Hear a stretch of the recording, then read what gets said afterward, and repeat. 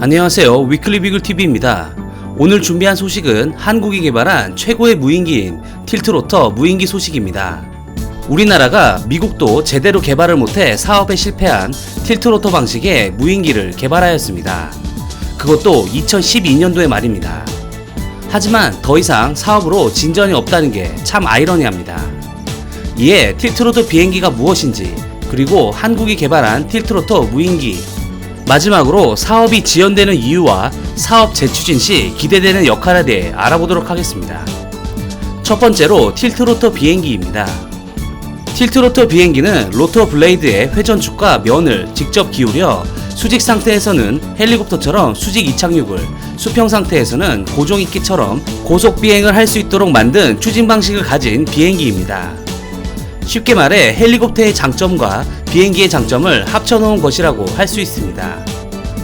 틸트로터 비행기는 활주로를 필요로 하지 않고 이착륙이 가능한 빠른 항공기에 대한 요구사항을 반영해 탄생된 비행기라 할 수 있습니다. 사실 틸트로터 방식은 고난도의 기술을 요구합니다. 유용한 장점만큼 반대로 그 구조가 복잡해 개발이 어렵고 가격이 비싸며 유지보수 또한 매우 어려운 것이 단점입니다.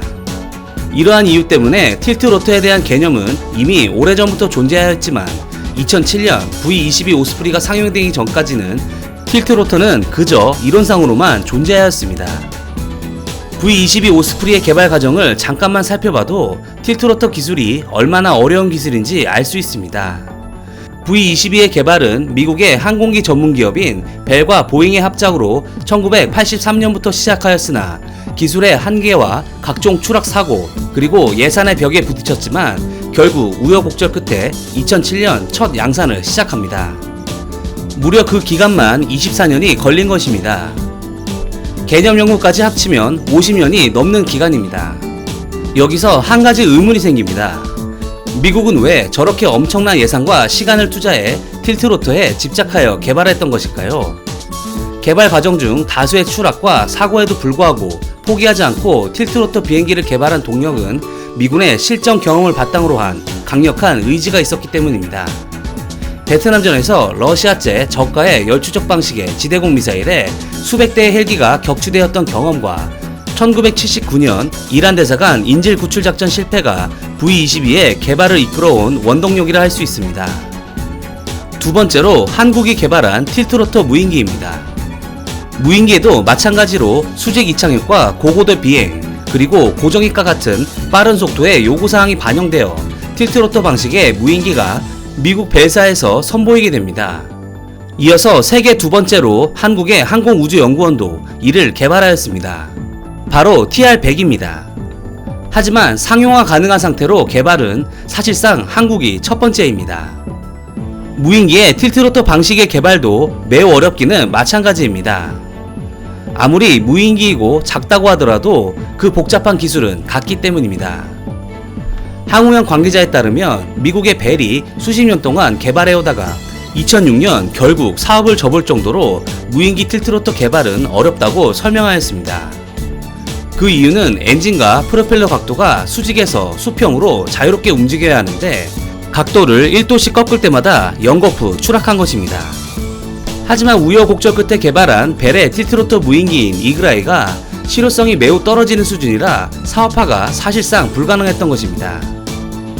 TR-100의 개발 성공 이후 한국의 무인기 기술은 세계 최고의 수준으로 평가받고 있습니다.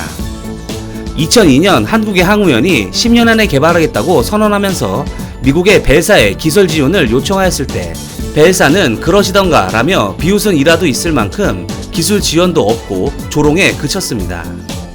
하지만 항우연은 970억 원의 예산을 투입해 목표한 10년보다 짧은 9년 안에 개발을 완료하고 말았습니다.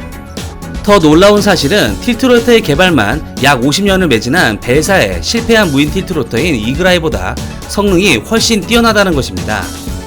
고고도에서 400km/h에 못 미치는 수준인 이글아이와는 달리 TR-100은 500km/h의 비행속도에 5시간의 채공시간, 심지어 제자리 비행을 하며 사람 한 명을 들어올려 구조할 수 있는데 이러한 무인 항공기는 현재까지도 전 세계에 항우연이 개발한 TR-100이 유일합니다. 항우연은 또 정부 수요만 바라보지 않고 자체적으로 상용화를 촉진하기 위해 사업 계획에 없던 축소, 보급형 모델 TR-60까지 추가로 개발해서 함정이나 야전 부대에서 활용하기 용이하도록 하였습니다. 이러한 노력들은 결국 항우연 역사상 최고의 실적이라는 평가를 받았습니다. 이 소식은 해외마저 들썩이게 만들었습니다. 아랍에미리트의 3위 국부펀드인 무바달라는 2011년도에 TR-100과 TR-60의 사업화를 위해 투자 책임자가 직접 전남 고흥까지 방문했으며 2015년도와 2019년도에 항우연의 틸트로터 무인기 현황을 브리핑해달라고 정부 차원에서 지속적인 요청을 하고 있습니다.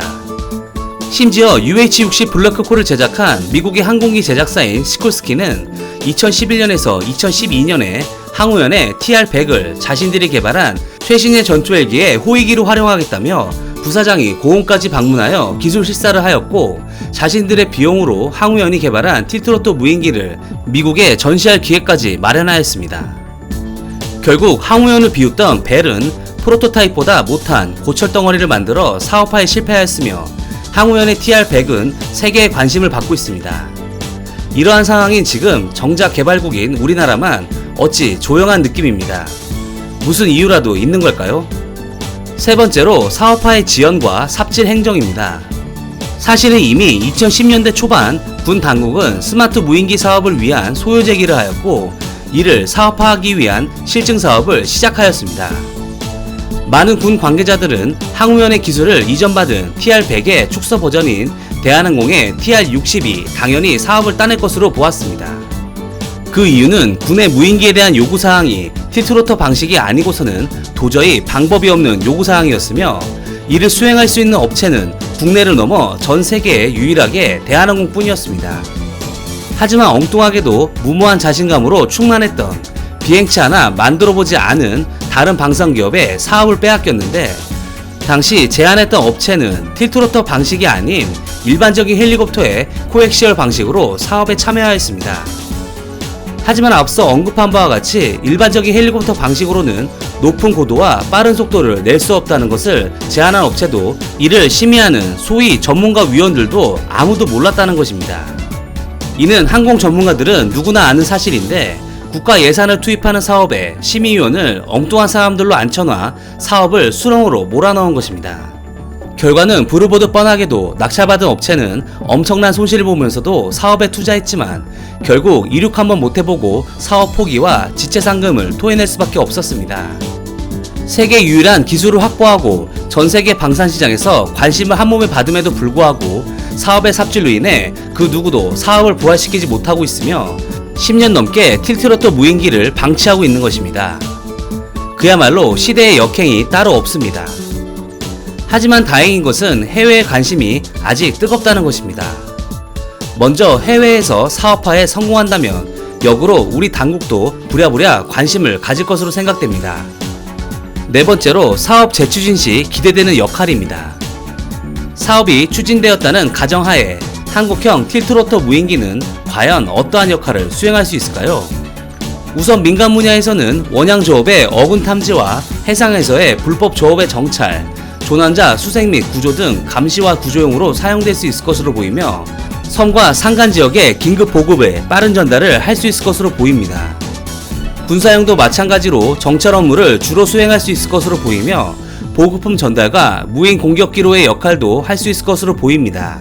특히 무인 공격기의 경우 틸트로터의 특유의 빠른 속도와 높은 고도, 그리고 활주로가 필요 없는 장점이 무인 공격기로 최고의 역할을 수행할 수 있을 것으로 보입니다.